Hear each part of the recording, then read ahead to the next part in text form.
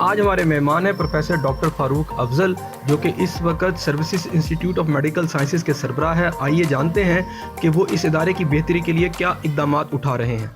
अच्छा प्रोफेसर साहब, डॉक्टर कैसे बने? बाज़ औक़ात होता है कि बच्चे जो हैं वो तालीम हासिल करते हैं जो उनके वालिदैन उनको कहते हैं, दबाव में लाकर, या दबाव बच्चों पर होता है। एक होता है कि अपने शौक़ से आप कुछ काम करते हैं। एक्चुअली मेरे फादर सिविल सर्विस में थे और हमारी फैमिली में एक ट्रेंड तो था कि आप सिविल सर्विस में या पुलिस में जाएं, लेकिन मेरा बचपन से ट्रेंड ज़रा मुख्तलिफ था, क्योंकि जब मैंने बायोलॉजी पढ़नी शुरू की और उससे पहले भी, तो मुझे एक थोड़ा सा फैसिनेशन थी कि ह्यूमन बायोलॉजी क्या चीज़ है।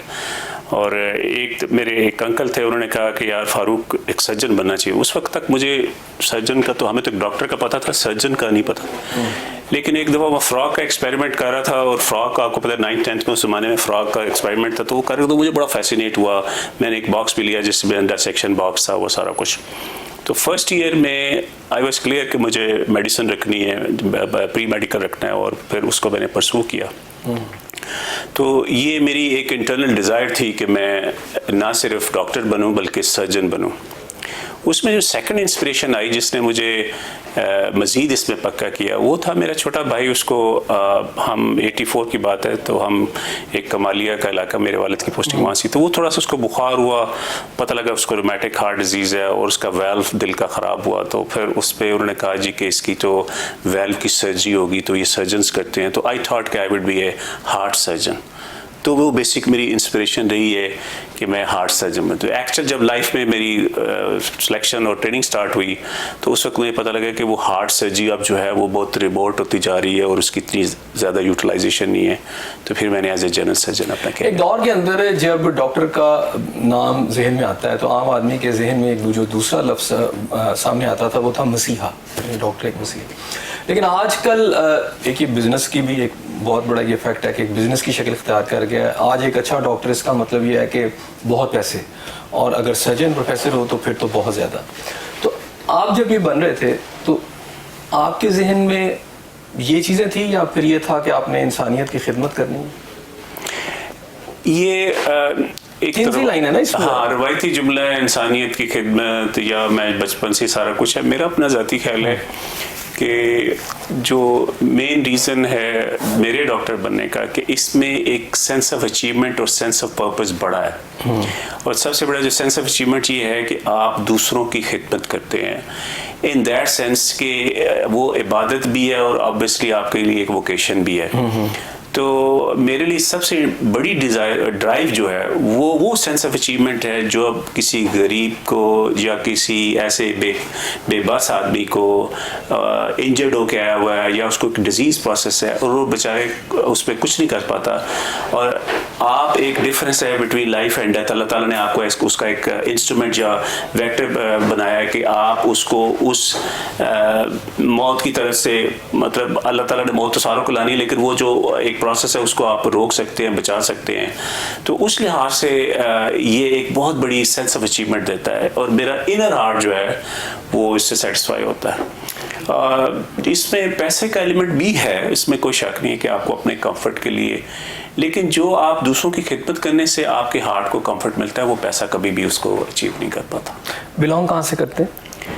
मेरा तल्लुक गुजरात में एक इलाका है, उसका नाम कुंजा है। तो मैं कुंजा में पैदा हुआ, और मेरे लिए सबसे बड़ी इंस्पिरेशन मेरे वालिद हैं, क्योंकि मेरे वालिदैन जो हैं वो कश्मीर से 1948 में माइग्रेट कर पाकिस्तान आए, और वो गुजरात के इलाके में आके पहले शुरू में महाजिर कैंपों में रहे। तो मेरे लिए मेरे फादर इंस्पिरेशन इस सेंस में है कि एक बच्चा, मुझे हमेशा याद होता है कि एक ऐसा बच्चा जो कि महाजिर कैंपों में पढ़ा और अल्टीमेटली उसने 66 में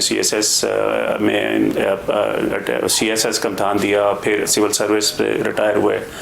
तो वो सारी एक बहुत बड़ी इंस्पिरेशन थी कि अगर मेरे वालिद जो कि इतने कम रिसोर्सेज से इस कदर अचीव कर सकते हैं, तो हमारे अंदर भी एक डिज़ायर थी कि नहीं यार कुछ करना चाहिए, और हम सारे मेहनत करने से कुछ बन सकते हैं। तो ये एक बहुत बड़ी एक अच्छा, मैं बहुत सारे डॉक्टर को जानता हूँ प्रोफेसर साहब के जो डॉक्टर बन गए, उसके बाद उन्होंने CSS किया और फिर वो कोई पुलिस सर्विस में चला गया, कोई फॉरेन सर्विस में चला गया। तो हालांकि ये ऑलरेडी बड़ी मेहनत वाला काम है, डॉक्टर बनना इटसेल्फ एक बहुत मुश्किल काम है। तो आपको नहीं ख्याल है कि आप भी उस सर्विस में चले जाते? चूँकि मेरा बचपन से मैं अपने वालिद को देखता था कि उनका लाइफ स्टाइल था वो मुझे बहुत ज़्यादा अपील नहीं किया, क्योंकि उसमें ठीक है पावर आ जाती है, लेकिन पावर आप उसको गुड में भी इस्तेमाल कर सकते हैं और बैड वे में भी इस्तेमाल कर सकते हैं। तो मेरा ये था कि मुझे वो उस पावर का इतना नहीं था, वो इंस्पिरेशन नहीं थी। मेरा था कि ह्यूमन सर्विस का जो बेटर वे है, ठीक है सिविल सर्विस भी बड़ी एक ह्यूमन सर्विस का बेटर वे है, लेकिन ह्यूमन सर्विस का बेटर वे उससे बेटर वे क्या है जिसमें मौलवी भी हो, जिसमें शफा का एलिमेंट भी हो, जिसमें आपने पढ़ाना भी हो। ये सारा जो ट्रिपल कॉम्बिनेशन है ना, वो मेरे जैसे बंदे के लिए बहुत बड़ी इंस्पिरेशन थी। तो इसलिए मैंने सिविल सर्विस को अडॉप्ट नहीं किया। एजुकेशन कहाँ से हासिल की? मेरे वाले चूँकि मुख्तलिफ जगहों पे उनकी पोस्टिंग रही है, तो मेरे स्कूल बदलते रहे हैं।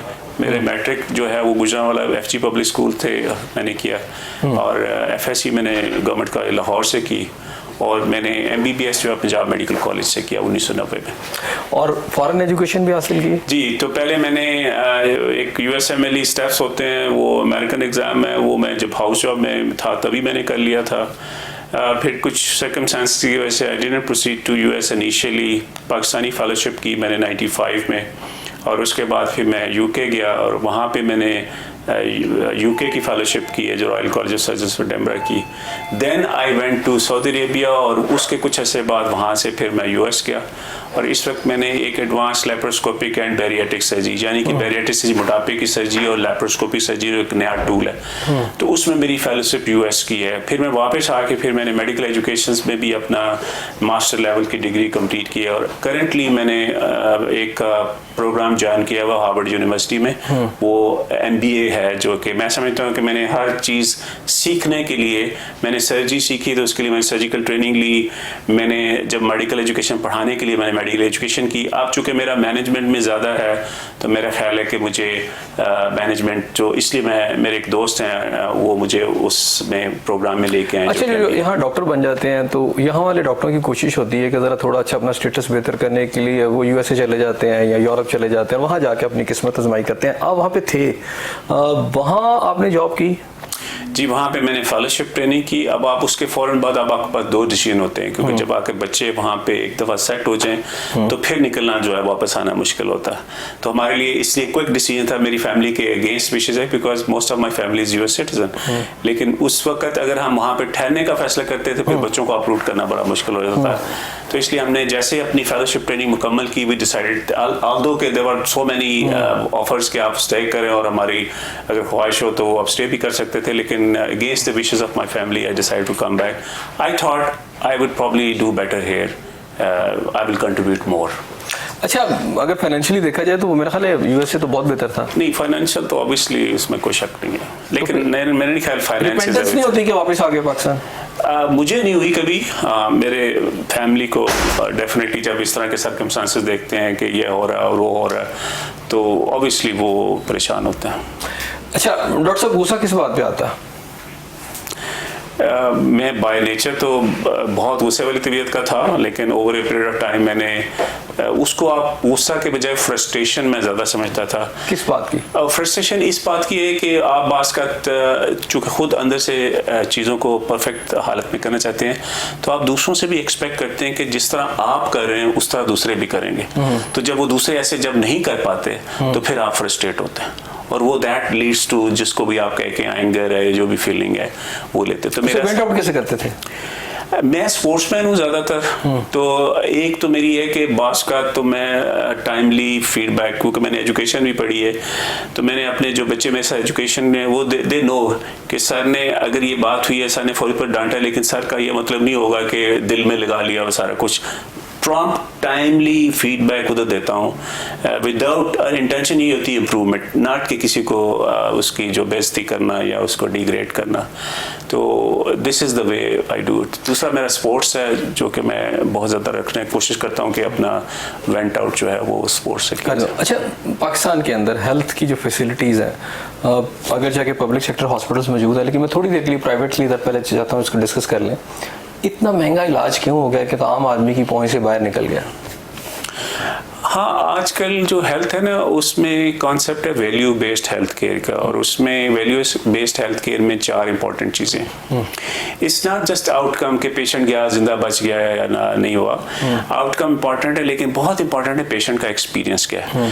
तो अगर आप उसकी इवन रोबोटिक नेफ्रेक्टमी कर रहे हो, आपने रोबोट लगा कर ऑपरेशन किया, लेकिन अगर पेशेंट का एंट्री पॉइंट पे ड्यूरिंग स्टे बिल देते हुए कोई इस तरह बैड एक्सपीरियंस हो गया, तो हालांकि आपने उसका बहुत बड़ा ऑपरेशन किया 15-20 लाख के, लेकिन चूंकि वो छोटा सा एक्सपीरियंस हो गया, when he leaves the hospital he will have bitter memories about that.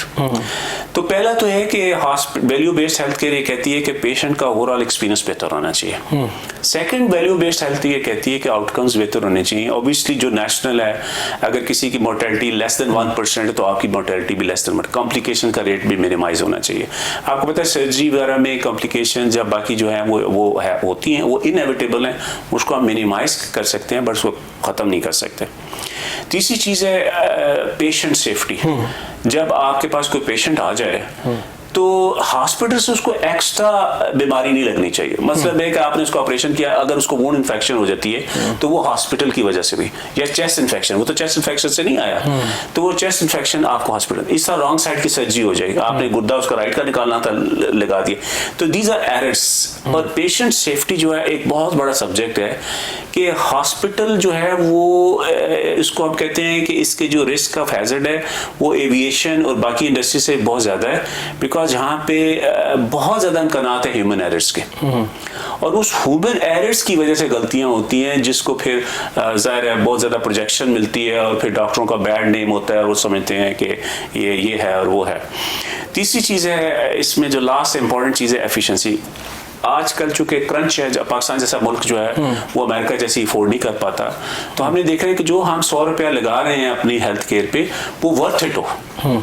ठीक है, तो अगर आपके 100 रुपये में एक ऐसी दवाई है जो कि जिसकी कीमत कम है लेकिन उसकी एफिकेसी उसी तरह की है, तो आपको वो इस्तेमाल करनी चाहिए बजाय से कि 5,000 रुपये की दवाई है जिसकी भी सेम एफिकेसी है। तो इसलिए जो कॉस्ट इफेक्टिवनेस है ना, वो तो वैल्यू बेस्ड हेल्थ केयर में ये 4 एलिमेंट मैंने आपको बताए, ये आजकल का है, और आई थिंक हमें मॉडर्न जितनी भी हेल्थ केयर है खासकर पाकिस्तान में ये वैल्यू बेस्ड होनी चाहिए वेलबींग के लिए। या उनके वही बात है, कैरेट एंड स्टिक की पॉलिसी होती है, किसी भी इदारे की परफॉर्मेंस को बेहतर करने के लिए आप या कैरेट देते हैं या स्टिक देते हैं, तो जज़ा और सज़ा जिसको कहते हैं। आप आए हैं चूँकि आप बेसिकली आपको थोड़ा अरसा हुआ, लेकिन आपके ज़हन में जारी बात है एक इनकरेजमेंट के लिए कुछ तो स्टेप्स होंगे ना कि स्टाफ की सैलरीज बढ़ाने के बढ़ाई जाएँ, फैसिलिटीज़ दी जाएँ ताकि उनको इनकरेजमेंट मिले। वो क्या स्टेप्स हैं आपके?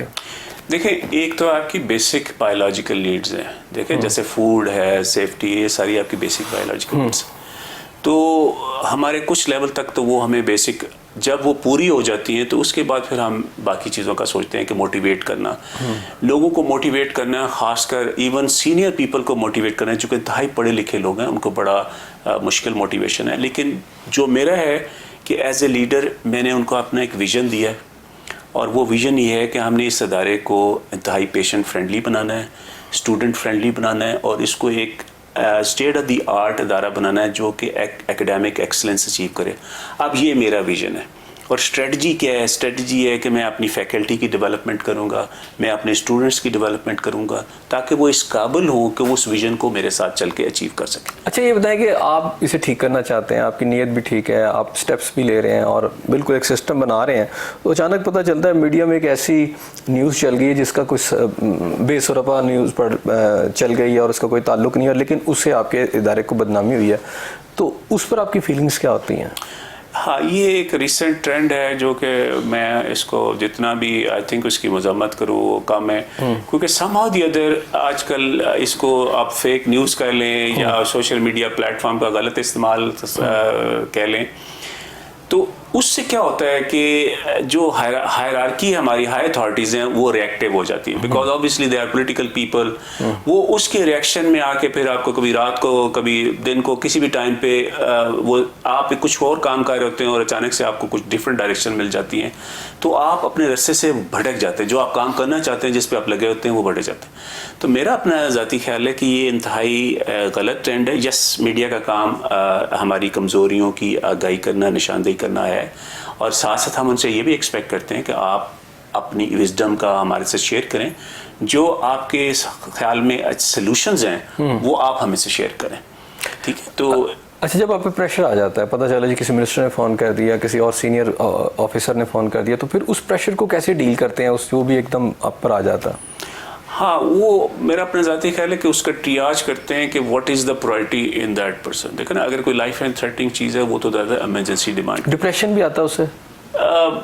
मैं अल्लाह का शुक्र है अभी मैं डिप्रेशन का, क्योंकि मुझे आए हुए पाकिस्तान में तकरीबन अब 14 साल हो गए वापस आए हुए, तो अभी इस तरह की फील है, क्योंकि जिस दिन मैं डिप्रेशन फील करूंगा I will leave this country, I don't have that plan. अच्छा, ये बताइएगा कि मेरी एक ऑब्जर्वेशन भी है और मेरा ख्याल है शायद आपसे एग्री भी करें कि जितने भी पब्लिक सेक्टर हॉस्पिटल इमरजेंसी जो है सबसे अहम शुदा मरीज आता है उस हालत में आता है कि जहाँ उसको अटमोस्ट केयर की ज़रूरत होती है और वो फर्स्ट उसका होता है, वहाँ अगर ठीक है तो फिर आगे चलता है। लेकिन वहाँ के जो इमरजेंसी वाला आपका जो सेक्टर है उसमें ये पता चलता है कि जनाब उसमें जो प्रोफेसर लेवल के वहाँ, क्योंकि सीनियर डॉक्टर होने चाहिए, क्योंकि एक बंदा लाइफ एंड डेथ की कंडीशन में वहाँ पहुँचा है, वहाँ जूनियर डॉक्टर बहुत ज़्यादा तादाद में होते हैं। मैंने एक पेशेंट को अपनी ऑब्जर्वेशन एक दौर में मुझे है कि शायद मैं हॉस्पिटल के अंदर एक पेशेंट था, मेरे अजीज़ थे, वो कहीं में चले गए, मैं वहाँ खड़ा, जब मैं वहाँ पहुँचा तो मैंने 2-3 घंटे ऑब्जर्व किया कि एक जूनियर डॉक्टर है, वो कभी हिस्ट्री बना रहा है, कभी कुछ कर रहा है, लेकिन वो ट्रीटमेंट नहीं शुरू कर पा रहा और उस पेशेंट की एग्रीवेट होती जाती है सिचुएशन। उस दौरान मैंने देखा कि एक सीनियर डॉक्टर आते हैं और वो राउंड कर रहे हैं,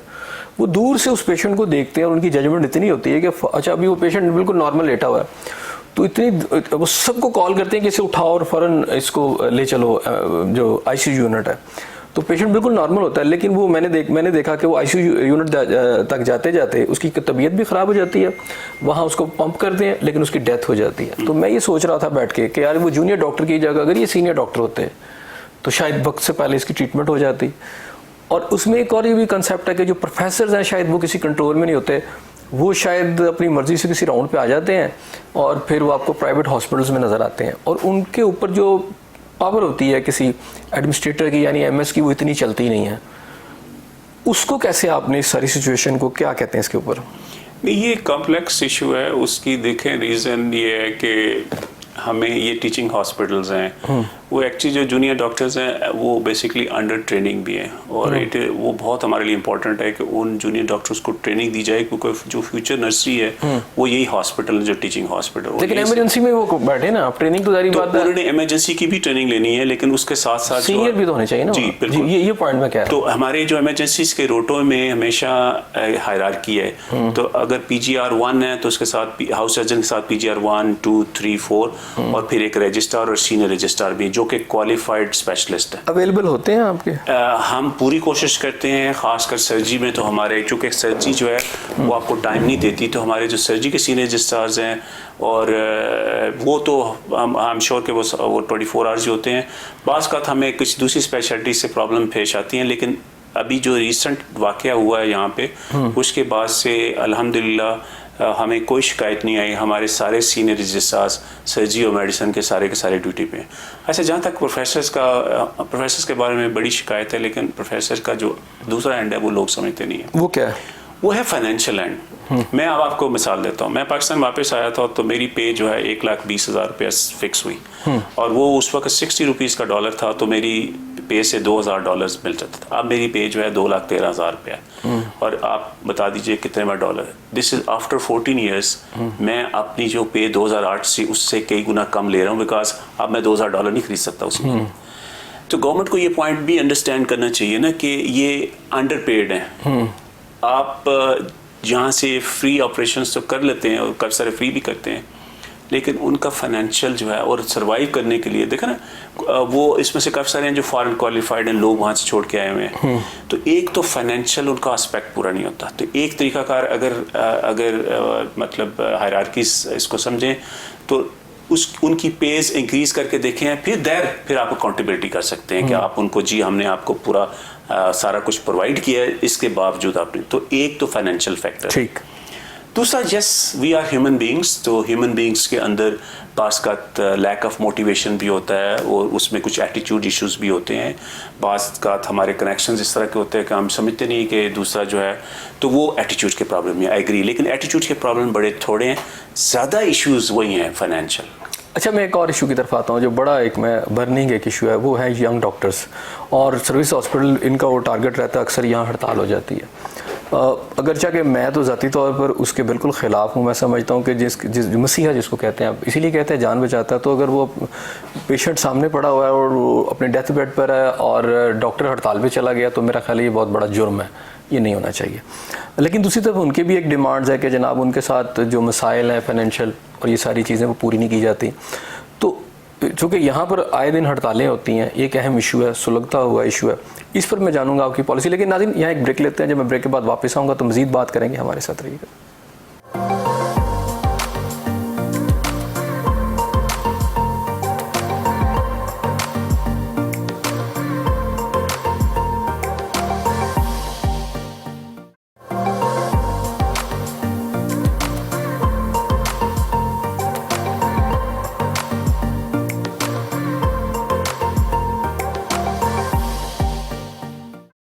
नाज़रीन, प्रोग्राम में आपको फिर खुशामदीद कहते हैं। जी डॉक्टर साहब। अच्छा, ये मेरे नज़दीक यंग डॉक्टर्स जो है ना, ये हमारे बच्चे हैं और एज ए उस्ताद मैं समझता हूँ कि हम उनकी लाइफ में काफ़ी इम्पेक्ट क्रिएट कर सकते हैं।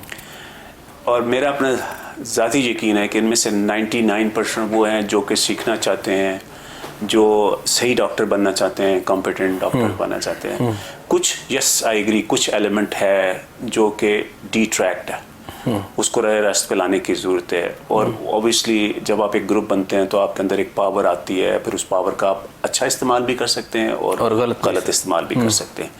तो चूँकि यंग एज है, हार्मोनल लेवल्स भी बड़े होते हैं, तो आपको एक वो अपने आप को शो ऑफ भी करनी होती है। तो बाज़ का हम अननेसेसरीली कुछ ऐसी चीज़ें कर लेते हैं कि जिससे पेशेंट हार्म या आम पब्लिक को भी नुकसान है।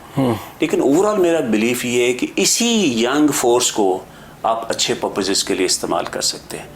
उसी यंग फोर्स के ज़रिए आप हायर एंड अचीव कर सकते हैं, बिकॉज ये इनको अपने प्रॉब्लम्स का पता है, ये लेस रिसोर्सेज में भी ये काम करते हैं। इनको पता है कि अपने आप को बेहतर करना है। तो वो जो हमारा पुअर सिस्टम है, हेल्थ सिस्टम के अंदर जो हमारी ख़राबियाँ चल रही हैं, उसमें आपको मदद कर सकते हैं उसको बेहतर करने में। ठीक है, तो हाँ, हड़ताल बिल्कुल नाजायज़ चीज़ है, उसका सद्देबाब होना चाहिए, लेकिन उसका बेहतरीन तरीक़ाकार है कि इन बच्चों को उस माफिया या ग्रुप बनने की ज़रूरत नहीं पड़नी चाहिए अगर आप उनको फुली एंगेज करें। अच्छा, यहाँ पर भी लाहौर के अंदर भी प्लेस टू प्लेस जो है ना, ये केस जो है वेरी करता है। अगर मैं मेयो हॉस्पिटल की बात करूँ तो वहाँ यंग डॉक्टर्स की आपको इतनी ज़्यादा नज़र नहीं आती कि वो प्रोटेस्ट वगैरह करते हों। मैं इसके साथ ही उनके साथ वो लेडी एचएसएन है गालबन, वहाँ पर भी कभी कोई हड़ताल नहीं है। लेकिन आप अगर जिना की बात करें या सर्विसेज की करें तो यहाँ आए दिन है। तो मेयो हॉस्पिटल में क्यों नहीं होती, यहाँ क्यों होती है? कभी आपने इसको आइडेंटिफाई करने की कोशिश की है? हालांकि मेयो हॉस्पिटल में एक तो है कि over a period of time जो उनके एडमिनिस्ट्रेटर हैं, वाइस चांसलर भी हैं, और उनका जो वो एक उनका चूँकि पिछले 3-4 साल से एक मुसलसल सफ़र है, तो उस दौरान वो उन्होंने अपनी टीम्स को काफ़ी एंगेज कर लिया, वो एक अच्छी बात है।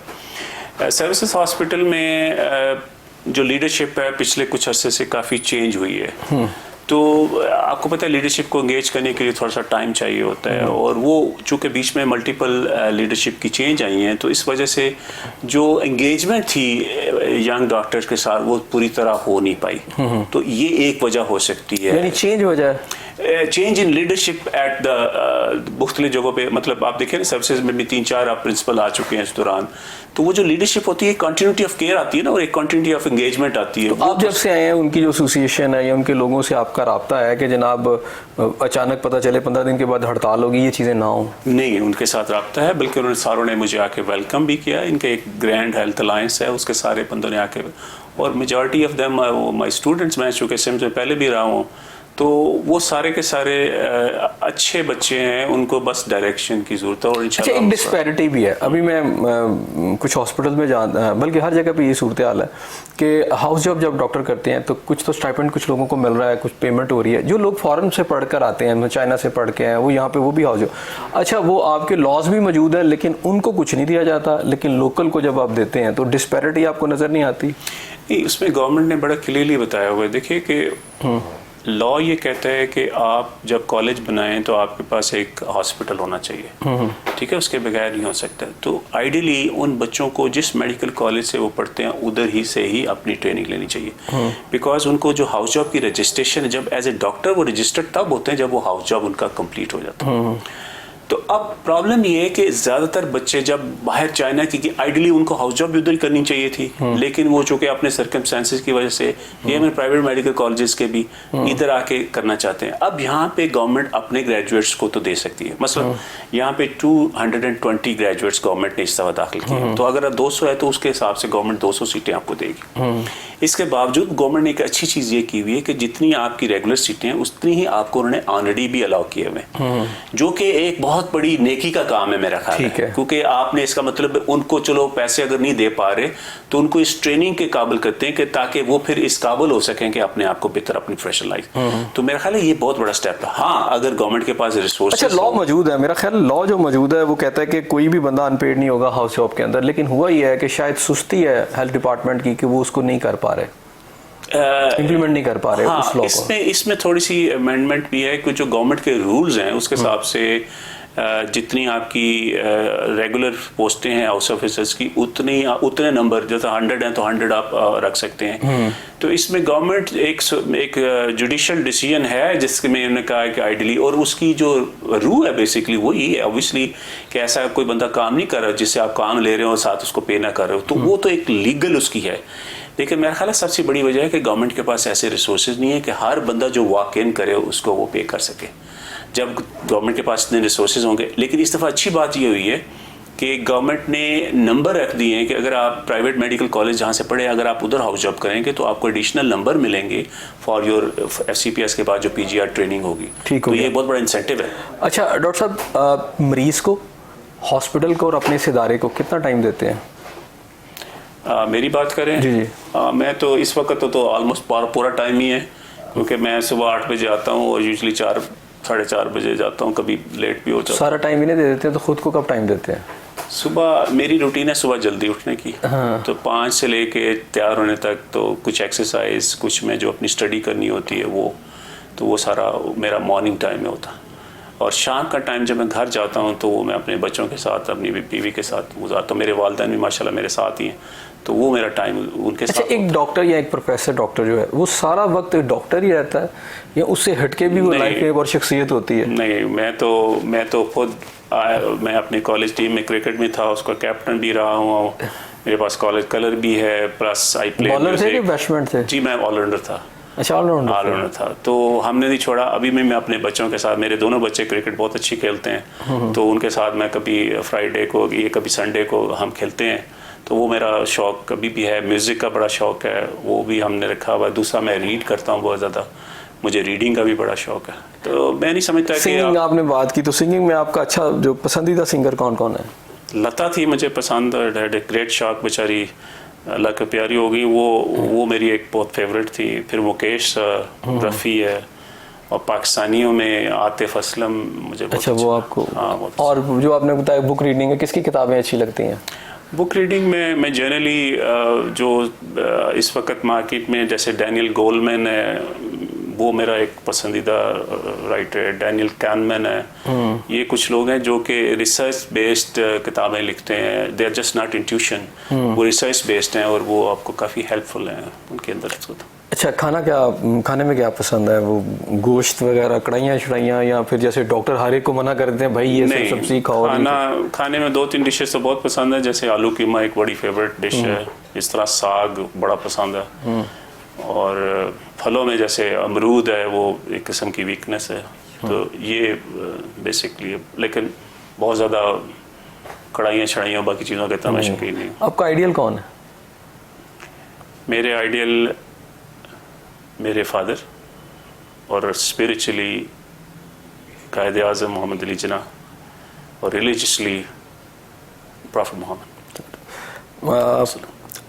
किसके काम ने आपकी फील्ड के अंदर, जो अगर मैं सर्जन की बात करूं, तो किसके काम ने आपको बहुत ज़्यादा मुतासिर किया या आपको लगा कि यार ये बहुत आगे हैं? मेरे टीचर, मैं बड़ा खुशकिस्मत हूँ कि मेरे सर्जरी में टीचर पाकिस्तान में भी और बाहर भी जिन्होंने मेरी लाइफ को बड़ा टच किया है। तो प्रोफेसर ज़ाहिद हाशमी, जो मैं 3rd ईयर मेडिकल स्टूडेंट था, तो वो बाद में प्रिंसिपल भी बने पंजाब मेडिकल कॉलेज के। तो उन्होंने मेरी बड़ी grooming as a medical students की, और जिसको मैं बड़ा ज़ोर देता हूँ कि टीचर्स का काम मेंटोरशिप बहुत ज़्यादा है, कि आप मेडिकल स्टूडेंट्स के साथ एंगेज अगर जो टीचर होते, वो मेडिकल स्टूडेंट्स कभी भी अपने टीचर से अलग नहीं होते, दे विल फॉलो, वो उनका पाथ पे फॉलो करते हैं।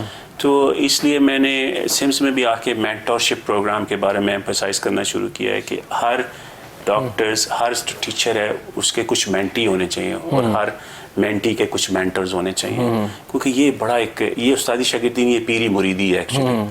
तो ये बड़ा एक बेस्ट वे है लर्न करने का। तो मैं बड़ा खुशकिस्मत था, मेरे हाशमी साहब थे।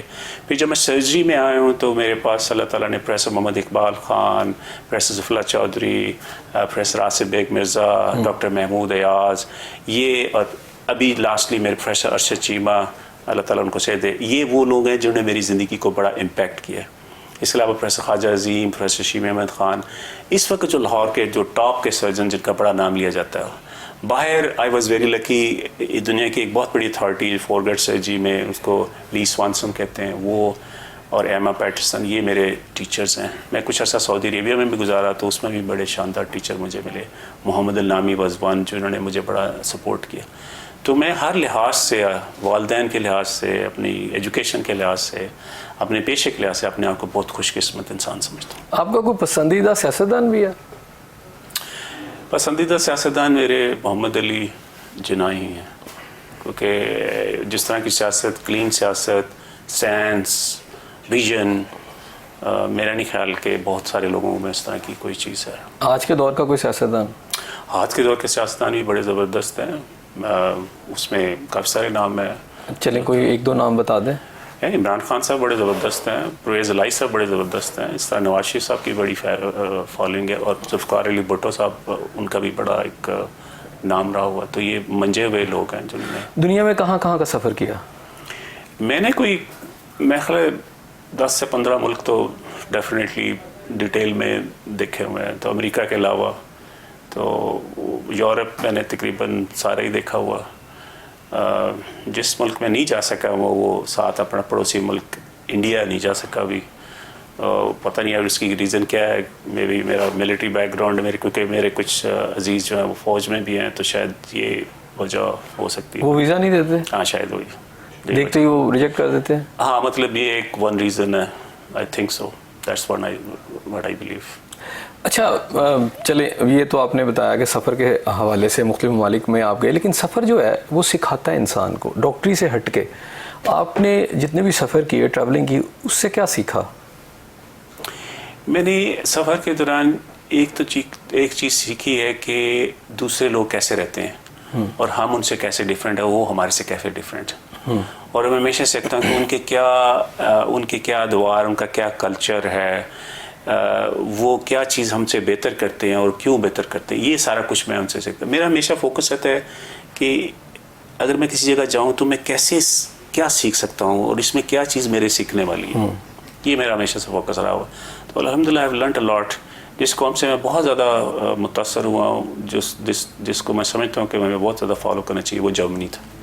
तो जर्मनी और टर्किश, इन दोनों ने मुझे बड़ा ही मुतासर किया। क्या जो फैसिनेट किया, क्या ख़ास बात उनमें आपको? एक तो उनके अपने अंदर खुद एतमादी है, ठीक है, वो अपनी ज़ुबान पे फ़ख्र करते हैं, उनके अंदर खुद एतमादी है। और मेरा ख्याल है जो वो हैं वो नकल नहीं किसी को करते, वो अपने सर्कमस्टेंसेस के हिसाब से अपनी चीज़ें करते हैं। तो ये एक बहुत बड़ी। तुर्की में भी जाम, तुर्की आप हार्डली कोई तुर्की वाला आपको अंग्रेज़ी बोलता नज़र आएगा। वो बड़े अपने कल्चर के ऊपर प्राइड महसूस करते हैं, अपनी हिस्ट्री पे बड़ा प्राइड महसूस करते हैं। तो ये एक बड़ी रेयर चीज़ है। हम समझते हैं कि वेस्टर्न कल्चर को अपना के हम बड़े बड़े हो जाते हैं। मेरा नहीं ख्याल, हमारा कल्चर इतना खूबसूरत है कि इसको अपनाना चाहिए हम सब। हमारा कल्चर भी खूबसूरत, हमारा मुल्क भी खूबसूरत, तमाम रिसोर्सेज। कौम पीछे क्यों नज़र आती है आपको? लीडरशिप, मेरा ख्याल है। तो हमारी अल्लाह ताला करे कि हमारी जो लीडरशिप कलेक्टिव, क्योंकि देखें अब वर्टिकल लीडरशिप का ज़माना नहीं है, हॉरिजॉन्टल लीडरशिप का।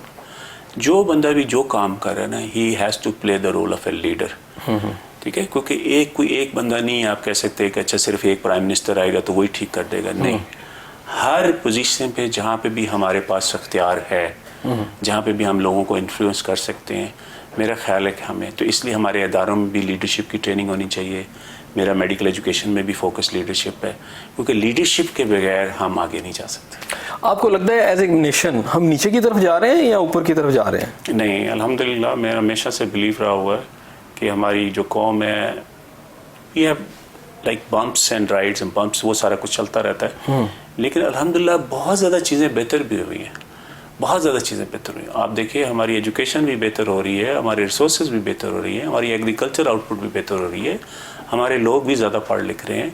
लेकिन एवोल्यूशन जो कि एक स्लो प्रोसेस है ना, उसको हमें, और इंशाल्लाह ये जो हमारा लीडरशिप का इशू है, अगर ये हमारी जमहूरियत ये सारा कुछ चलता रहे तो इंशाल्लाह ये लोग अपने फैसले खुद करेंगे। अच्छा, provision of medicine to the patients और इसके साथ साथ परचेज ऑफ द मेडिसिन, ये दोनों डिफरेंट सेक्टर हैं और इसमें अक्सर खासे अगर आप मीडिया की बातें देखें तो उसके ऊपर बहुत लिखा जाता है।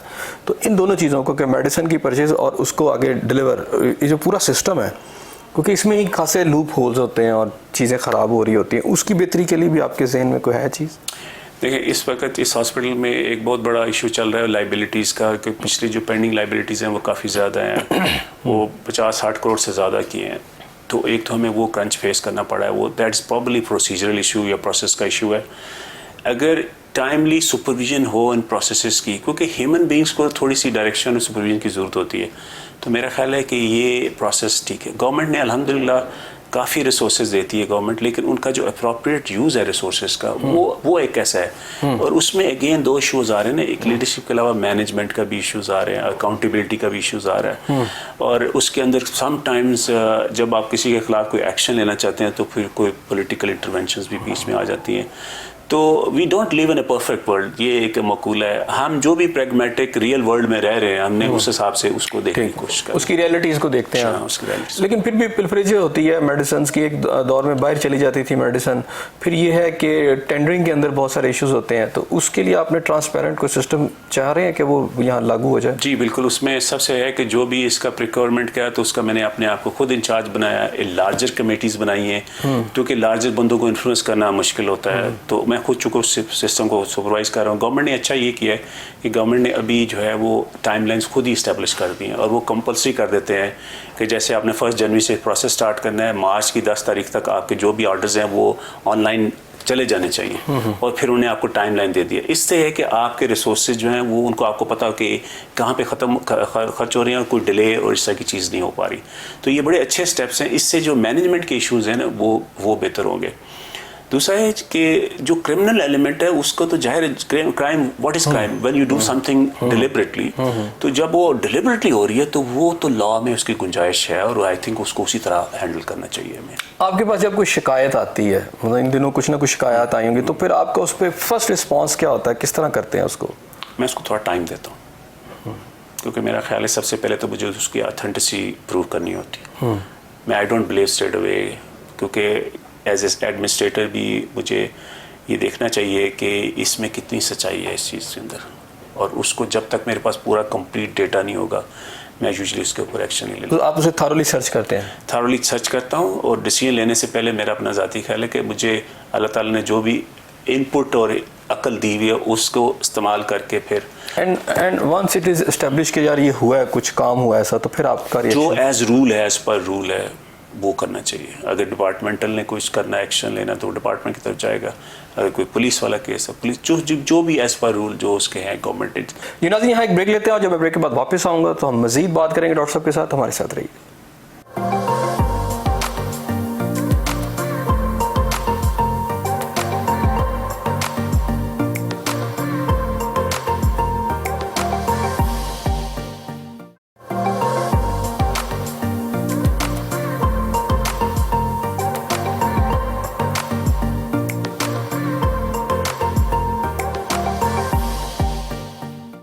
जी नाज़रीन, प्रोग्राम में आपको एक दफ़ा फिर खुशामदीद कहते हैं। अच्छा प्रोफेसर साहब, मुझे ऐसे लगता है कि अगर हम इन हॉस्पिटल्स की फैसिलिटीज़ को बेहतर बनाना, जो कि ज़रूरी है, अगर नए और हॉस्पिटल्स बना दिए जाएं, या अगर ये कोशिश की जाए कि अपने अपने अज़ला में ही, क्योंकि सर्विस हॉस्पिटल में दीगर अज़ला के लोग भी आते हैं, मैं हॉस्पिटल, यानी यहाँ के जो लाहौर के हॉस्पिटल्स हैं पब्लिक सेक्टर के, इन पर बहुत ज़्यादा प्रेशर है। अगर अपने अपने अज़ला में हॉस्पिटल्स ठीक कर दिए जाएं, बेसिक हेल्थ यूनिट ठीक हो, वहाँ के डिस्ट्रिक्ट हॉस्पिटल ठीक हो, तो शायद यहाँ प्रेशर ना आए। आप लोगों के ऊपर भी जो एक प्रेशर है जिसकी वजह से डॉक्टरों का रवैया भी बदल जाता है, ट्रीटमेंट में भी मसला आ जाता है, वो बेहतर हो सकती है? जी बिल्कुल। पेरिफेरी के जो हमारे हैं वो हॉस्पिटल्स को वो उनको इक्विप भी होना चाहिए, बहुत ह्यूमन रिसोर्स वाइज भी, मेडिकल इक्विपमेंट वाइज भी, और उसका बैकअप भी होना चाहिए। प्रॉब्लम ये है कि ये जो ह्यूमन रिसोर्स का एलिमेंट है ना वो हमारा काफ़ी लैक करता है हमारे खासकर जो DHQ हॉस्पिटल्स हैं। मौजूदा गवर्नमेंट्स को पूरी तरह कोशिश कर रही है। मसला ऑपरेशन सर्जन से साथ नहीं है, आपको एनेस्थीसिया की टीम चाहिए, आपको ICU केयर चाहिए, आपको नर्सेस चाहिए, बिकॉज ये टीम वर्क है। तो आप सिर्फ एक ये हमारे यहाँ जी न्यूरो सर्जन मौजूद है तो सर्जरी हो जाए, वो न्यूरो सर्जन अकेला कुछ नहीं कर सकता ना, उसको ये नीड्स अ टीम। तो ये ह्यूमन रिसोर्स का एलिमेंट है हमारा, जिसकी वजह से हमारे DHQ हॉस्पिटल उस तरह फंक्शनल नहीं है। इतनी बात की जाती है, क्यों नहीं करते वहाँ पर जाकर? डॉक्टर नहीं जाना चाहते या आपका सिस्टम स्टाफ वहाँ नहीं जाना चाहता? और अगर नहीं जाना चाहता तो उसकी रीजंस क्या हैं? हाँ, ऑब्वियसली एक सबसे बड़ी वजह ये है कि लाहौर में जो फैसिलिटीज़ हैं वो दूसरे हॉस्पिटल्स में दूसरे जगहों पे नहीं है, सिटीज़ में नहीं है। तो एक तो इस वजह से भी लोग लाहौर को प्रेफर करते हैं। लेकिन अब अल्हम्दुलिल्लाह हमारा जो सिविक डेवलपमेंट है सारे में फैसलाबाद, गुजरांवाला, सियालकोट, और दूसरा एक सोशियो इकोनॉमिक मॉडल होता है जब आप किसी जगह मेडिकल कॉलेज बना देते हैं ना, मेडिकल कॉलेज जो है इटसेल्फ जो है वो it leads to the development of the city. ठीक है ना, तो वो उससे अब अल्हम्दुलिल्लाह गुजरांवाला मेडिकल कॉलेज, जब से गुजरांवाला में मेडिकल कॉलेज बना है या सियालकोट में मेडिकल कॉलेज है, तो आप भी देखिए कि ह्यूज इम्प्रूवमेंट आई है उनके जो DHQ हॉस्पिटल्स में। ठीक है, तो इसको थोड़ा सा ऑब्वियसली वो लाहौर के बराबर तो नहीं हो जाएगा, लेकिन अगर आप उसको थोड़ा सा और टाइम देंगे और इसको कंटिन्यूसली सपोर्ट करेंगे तो वो जो हमारे पेरिफेरी के अदारे हैं, मेरे कुछ बच्चे ट्रेन होकर उधर गए हैं, सियालकोट में गए हैं, गुजरांवाला में गए हैं, और मैं इस चीज़ में बड़ा प्राइड लेता हूँ कि जब मेरे बच्चे ट्रेन होकर उधर जाएंगे तो वो उन जगहों को संभालेंगे और वही सर्विसेज जो हम इधर प्रोवाइड करें वहाँ पे प्रोवाइड करें। इस तरह हम रश को कम कर सकते हैं। अच्छा, हमारा हेल्थ सेक्टर जो है जिसके अंदर डेफिनेटली अब लोगों को तो ये गिला होता है कि हमें हेल्थ की फैसिलिटीज़ नहीं मिली, उसकी रीज़न अगर मैं ओवरऑल करूँ, फाइनेंशियल कॉन्स्ट्रेंट्स हमारी, या हमारे अमले की काबिलियत ना नहीं है, या हमारे अंदर जज्बा नहीं है? नहीं, मेरा नहीं ख्याल कि फाइनेंशियल कंस्ट्रेंट ये गवर्नमेंट इतनी अमीर गवर्नमेंट तो नहीं होती, कोई दुनिया की कोई भी गवर्नमेंट इतनी अमीर नहीं है कि 100%। अमेरिका भी है, अपनी सारी पॉपुलेशन को हेल्थ केयर 100% नहीं दे सकता। काबिलियत भी मैं समझता हूँ कि पार्शल है, काबिलियत है भी है और कुछ जगहों पे नहीं है, क्योंकि हमारे डेफिनेटली कुछ जगहों पे थोड़ी खासकर मेडिकल एजुकेशन के कुछ पोर्शंस की डिटेरिएशन हुई है हमारी।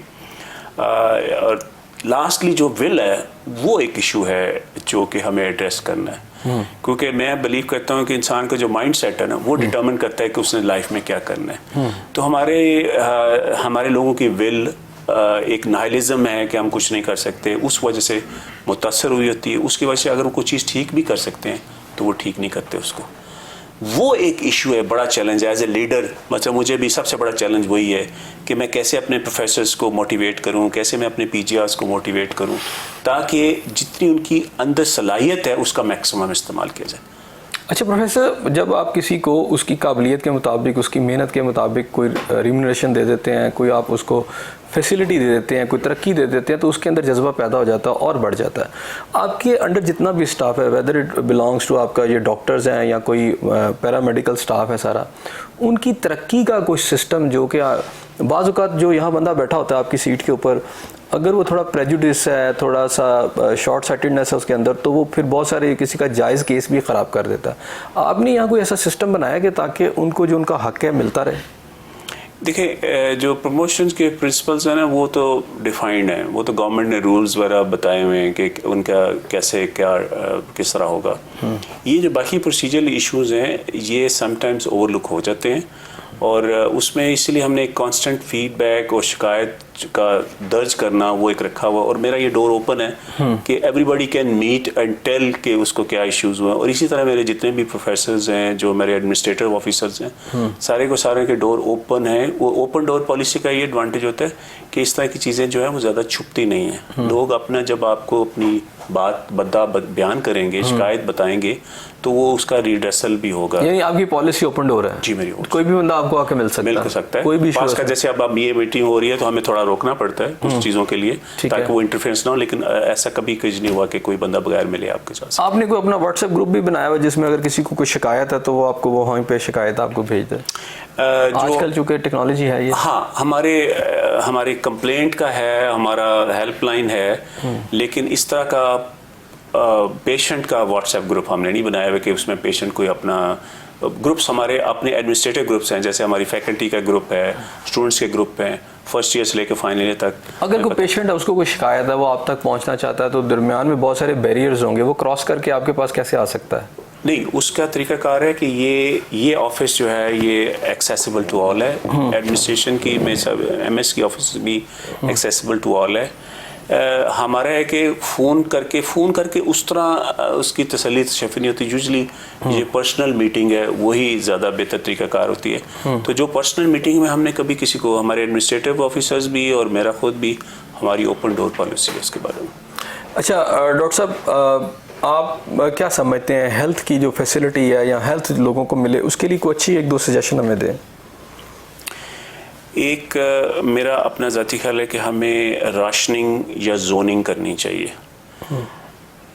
हमें पेशेंट को रजिस्टर्ड करना चाहिए। मतलब सर्विसेज हॉस्पिटल के अगर लेट्स सपोज के 4 इसके इर्द गिर्द के इलाके हैं, 4 जोन है, जितने उसके रेजिडेंट हैं बताया जाए कि अच्छा आपका हॉस्पिटल सर्विसेज हॉस्पिटल 50,000, अगर मैं एक मिसाल दे रहा हूँ, all 50,000 should be registered in the services hospital.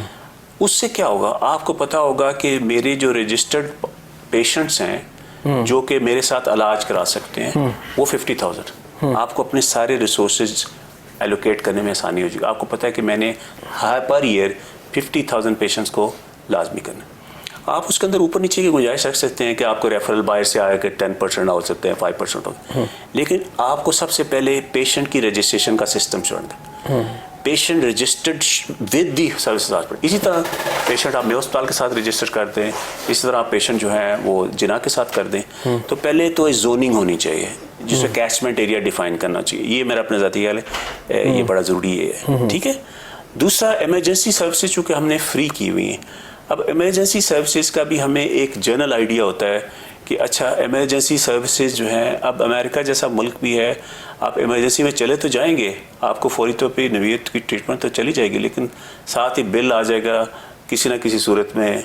याद you have to pay if you are not insured, या आपकी इंश्योरेंस कंपनी का। हमारा अभी उस तरह का नहीं है। गवर्नमेंट चूँकि इट्स सेल्फ पेइंग एजेंसी है, तो इमरजेंसी को फ्री किया हुआ है। अब उसमें भी हमें रिसोर्स का प्रॉब्लम उस तरह काम किया जा सकता है ताकि हम एक रफ एस्टिमेट करें कि लास्ट ईयर हमारी इमरजेंसी कितनी थी, और उसमें से अगर आप कोई 5-10% ऊपर करें तो अब आपको, लेकिन मोस्ट इंपॉर्टेंट जो हमारा इन पेशेंट है जिसको मैंने बताया, उसको रजिस्ट्रेशन के बगैर हम नहीं कर सकते। अच्छा, आपकी इमरजेंसी की अगर मैं पेशेंट करूं और आपके आउटडोर, कितने पेशेंट मंथली इस इंस्टीट्यूशन के साथ आते हैं? ये जो हमारा इस वक्त रफली कोई 500 से ज़्यादा हमारा इन पेशेंट का डेली का है। जो इमरजेंसी के लिए नहीं, जो हमारा इमरजेंसी तो हमारी मेरा ख्याल 3,000 से 4,000 पर डे है, जो कि एक विजिट है, ह्यूज नंबर है। लेकिन हमारा इन पेशेंट भी काफ़ी है, क्योंकि ये 1600 बेडेड हॉस्पिटल है, तो इसमें तकरीबन 500-600 बंदा जो है पर डे के हिसाब से मुख्तलिफ डिपार्टमेंट्स में एडमिट हो रहा होता है। और हमारा जो मेन जंक है वो इमरजेंसी से है। हमारे 60 to 70% admissions they are coming through the emergency. Machinery ठीक है, अक्सर टेस्ट कराने के लिए बहुत सारी मशीनरी अक्सर सुनते हैं हॉस्पिटल्स में ख़राब ही रहती है। हमारी जो 2 मेन मशीनरीज होती हैं उन्हें हम रेडियोलॉजी सर्विसेज और पैथोलॉजी सर्विसेज कर रहे हैं। तो हमारे पास बिल्कुल नई मशीनें हैं, state of the art CT scans है, 128 से ज़्यादा स्लाइस का वो CT स्कैन है, MRI जो है वो मशीन है। तो हमारे पास अल्हम्दुलिल्लाह इस वक्त स्टेट ऑफ द आर्ट मशीनें अवेलेबल हैं। पैथोलॉजी की कुछ सर्विसेज हमारे पास अभी नहीं है, लेकिन मेजॉरिटी ऑफ सर्विसेज जो है वो हमारे पास अवेलेबल है। बाकी सर्जिकल सर्विसेज हर किस्म की हैं, मेडिकल सर्विसेज भी हर किस्म की है। और अभी हमारे एक डॉक्टर साहब जो बाहर से आए हैं बड़े अच्छे, आसिफ बशीर, और उनके भाई कासिम बशीर हैं। कासिम बशीर साहब यहाँ पे एक स्ट्रोक की सर्विसेज उन्होंने डेवलप की हैं, जहाँ पे आपको फौरी तौर पे जो क्लॉट डिजॉल्व करने वाली दवाई है वो लग जाती है, और काफ़ी सारे पेशेंट जो हैं उससे उनके जो फालिज का अटैक है वो बच सकता है। अच्छा डॉक्टर साहब, हर शख्स की ज़िंदगी में कहा जाता है जो कामयाब इंसान है, you are a success story of the society, कि किसी औरत का हाथ होता है। तो आपकी ज़िंदगी में, आपकी कामयाबी में किसका हाथ सबसे ज़्यादा? 2 औरतों का। वो कौन सी? मेरी माँ और मेरी बीवी। अक्सर लोग माँ को याद रखते हैं, बीवी को भूल जाते हैं। नहीं, मेरा ख्याल है कि आपका एक हिस्सा है जो कि उसमें आपकी डेवलपमेंट में माँ ने रोल किया था, इसमें एडमिट करना चाहिए। और दूसरा जो आपकी सपोर्ट का है, डेवलपमेंट और सपोर्ट में फ़र्क है। तो डेवलपमेंट आप ऑब्वियसली माँ आपके साथ है और उसने आपको, लेकिन जो सपोर्ट है वो सपोर्ट ग्रुप जो है उसमें फिर बाद में जो वाइफ, तो मेरी वाइफ जो है वो खुद भी एक डॉक्टर है और मेरे लिए बहुत बड़ा सपोर्ट है। अच्छा डॉक्टर साहब, हर इंसान के ज़िंदगी में कुछ गोल्स होते हैं। आप इवन हाईएस्ट पोस्ट पे आ गए हैं। वैसे सेक्रेटरी हेल्थ जो है डॉक्टर भी हो सकता है, तो मैं इस पर भी बात करना चाहूँगा कि ब्यूरोक्रेसी ही क्यों, क्योंकि यहाँ डॉक्टर इफ्तिखार एक दौर में रहे हैं, वो डॉक्टर थे और फिर सेक्रेटरी हेल्थ भी बने। तो एक तो क्या एक डॉक्टर को हेल्थ सेक्रेटरी लगाना चाहिए, वो ज़्यादा ज़रूरी है, या फिर ब्यूरोक्रेट वाला सिस्टम ठीक है? दूसरी है कि आपके अगले टारगेट्स क्या हैं? देखिए, ये तो ज़रूर लगाना चाहिए, हेल्थ सेक्रेटरी भी लगाना चाहिए, लेकिन तरबियत देनी चाहिए, क्योंकि जब आप सेक्रेटरी बनेंगे तो फिर आपके रोल्स डिफरेंट होंगे। तो हर रोल्स के लिए आपको तरबियत देनी चाहिए और मेरा ख्याल है एक डॉक्टर आराम से सेक्रेटरी का रोल भी अदा कर सकता है। इसमें कोई दूसरी, बल्कि वो बेहतर इस सेंस में है कि उसको एज ए होलिस्टिक पिक्चर भी मेडिकल की पता है। हमारे मौजूदा जो एग्जेक्टिव सेक्रेटरीज होंगे वो सोचता है कुछ अर्सा उन्होंने फॉरेस्ट में लगाया हो, कुछ एग्रीकल्चर में लगाया हो, कुछ अर्सा, तो वो एक यानी कि ऑलराउंडर पर्सनैलिटीज़ है। स्पेशलिस्ट अगर आपने करना है तो आपको, चूँकि मॉडर्न दौर भी ये है कि स्पेशलाइज्ड फील्ड के लोग स्पेशलिस्ट जगह पे होने चाहिए, तो वो ठीक है बिल्कुल। डॉक्टर साहब, कोई पैगाम, कोई अपना विजन आप बताना चाहते हो अपने डॉक्टर्स को, अपने सबॉर्डिनेट्स को, पब्लिक को, तो हमारा ये कैमरा है, इस तरफ देख के ज़रा मैसेज दे दें अपना। मैं समझता हूँ कि पाकिस्तान और पाकिस्तानी एक अजीम कौम है और इनके अंदर हर वो सलाहियत मौजूद है जिससे एक अजीम कौम बना जा सकता है। सिर्फ फ़र्क यह है कि हमें एक सेल्फ बिलीफ होना चाहिए और एक राइट डायरेक्शन मिलनी चाहिए। अगर वो सेल्फ बिलीफ और राइट डायरेक्शन हमारे पास है तो हम इंशाल्लाह एक दिन एक अजीम तरीन कौम का जो है ना वो दर्जा और रुतबा हासिल करेंगे। Thank you very much. जी नाज़रीन, आपने हमारी बातें सुनी इस दुआ के साथ कि अल्लाह ताला आपको अपनी रहमतों के साए में रखे। अपने मेज़बान एहसन ज़िया को इजाज़त दीजिए। अल्लाह हाफ़िज़।